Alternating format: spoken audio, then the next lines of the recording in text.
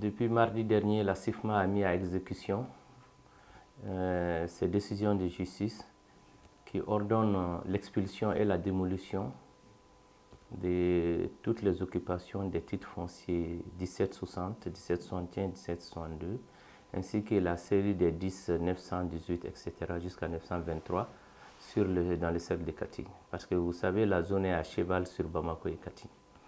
Nous avons agi parce que nous avons une décision définitive depuis 2015. Depuis 2015, je dis bien.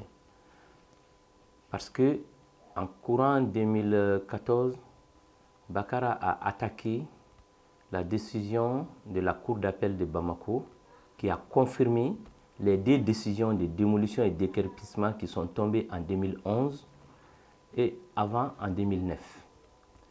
Cet arrêt, Bakara, son pourvoi est rentré à la Cour suprême sous le numéro 108 du mois d'avril 2014.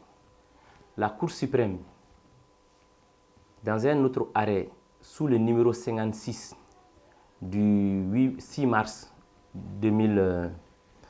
mars 2015, a rejeté le pourvoi de Bakara. Et quand le pourvoi est rejeté, ça veut dire que les premiers juges, c'est-à-dire de Kati et de la commune 6, ainsi que les magistrats de la cour d'appel ont bien jugé. Bakara a fait autre chose qui est rare, qu'on appelle les rabats d'arrêt. Les rabats d'arrêt, c'est le dernier recours. D'ailleurs, c'est un jugement qui est rare parce que ça veut dire que certains droits de la personne qui se défend n'ont pas été respectés. Et ce rabat d'arrêt aussi a été rejeté. Donc, depuis 2016, on a le droit de démolir et d'expulser toute personne qui se trouve sur ce titre foncier. Mais, à la CIFMA, on n'est pas à l'aise de démolir. On a tout fait. Mais depuis une année, Bakara a pris du poil de la bête. Avec les gens de la mairie de la commune 6, on commençait à encore vendre et inciter les gens à occuper. Donc, je vois depuis quelques jours, Bakara met des co-sursis. Il ne peut pas avoir de sursis sur une décision, une affaire qui a le caractère de la chose jugée. Comment le sursis peut être donné deux fois? Comment un sursis peut être donné sur une décision de la Cour suprême qui a été vidée? Je ne sais pas. Il parle, mais cette décision, c'est ce qu'on appelle un plumitif. On n'a pas vu, ça ne nous a pas été signifié. Deuxièmement, j'aimerais vous parler comment la CIFMA a eu ces terrains. Parce que c'est très important. Ils disent que nos titres sont des faux titres. Mais ça ne nous gêne pas. On ne crée pas les titres. Les titres est un document public, fait par uniquement l'État. Donc si les titres sont faux, ils n'ont qu'à aller voir l'État. Nous, on a eu ces titres fonciers en 2003. Et quand on a eu l'autorisation de lotir, on a fait deux autorisations. L'autorisation préalable, qui vous montre que là où vous voulez faire le lotissement est conforme à la vocation. Ça a été signé par le ministre de l'Urbanisme à l'époque, en juillet 2004. On a eu l'autorisation définitive en octobre 2004. Donc, fort de ces décisions administratives, on est parti sur le terrain. Mais c'est un titre foncier de l'État qui nous a été cédé. Et ça n'a pas été cédé à nous seuls. Voilà la décision sur laquelle nous, on est. Il y a une vingtaine de sociétés et de particuliers ici. Voici la lettre numéro 148 du 9 avril 2003. Le directeur national des domaines a annoncé le directeur Amadou Soumaré, géomètre expert.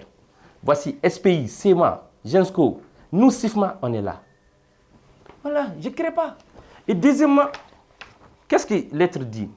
Suite aux recommandations de la séance de travail tenue le vendredi 4 avril 2003 au ministère des Domaines et des Affaires foncières, qui a regroupé, outre vous-même, les cabinets, les maires de la commune 6, les directeurs nationaux des domaines. Vous trouverez 6 juin la liste des promoteurs et autres retenus pour la réserve foncière de Yirimadio Missabougou. C'est clair. Toute cette réunion, la mairie était représentée. Ils savent très bien. L'hôpital du Mali est sorti de ce titre. C'est un titre foncier dont le numéro est le 4482. En plus, j'ai donné le numéro de mes titres. Le titre foncier est un document public. Tout le monde peut vérifier. Pendant 15 ans, comment un faux peut résister à 15 ans d'investigation? 15 ans d'investigation, ce n'est pas possible. On était devant le juge, le premier juge à Kati et en Commune 6. On est parti à la cour d'appel. On est parti à la cour suprême 2 fois. Voilà.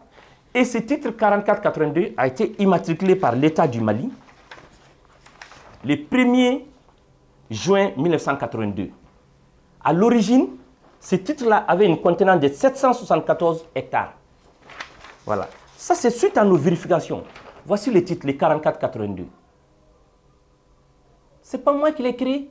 Et ce titre-là aussi a été créé sur un autre titre, un vieux titre qui date de la période coloniale. Voici procès verbal de bornage. Vous voyez. Bornage contradictoire du 239 1918. Ce titre, après l'indépendance, est devenu un titre du Mali. Mais je ne comprenais pas la résistance. Je ne suis pas le seul. Les autres ont développé. L'hôpital du Mali a été construit. SEMA a développé son programme.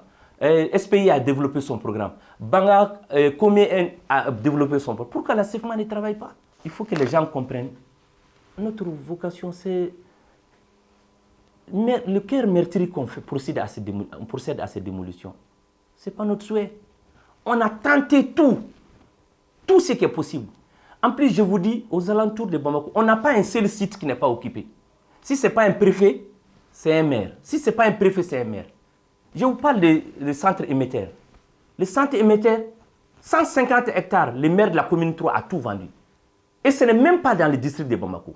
Le directeur national des domaines l'a adressé une lettre. Le gouverneur n'a rien n'y fait. On a obtenu l'arrêt des travaux août 2012. Il a tout vendu, il continue. Vous voulez qu'on fasse quoi? Il faut que les gens mettent dans leur tête que si vous vous installez sur un titre foncier, ça dure 1 année, 2 ans, 20 ans, 30 ans, vous allez partir. Vous allez partir. Le titre foncier a tellement de protection vis-à-vis de la loi. Donc, les gens ne doivent pas rentrer dans ces choses.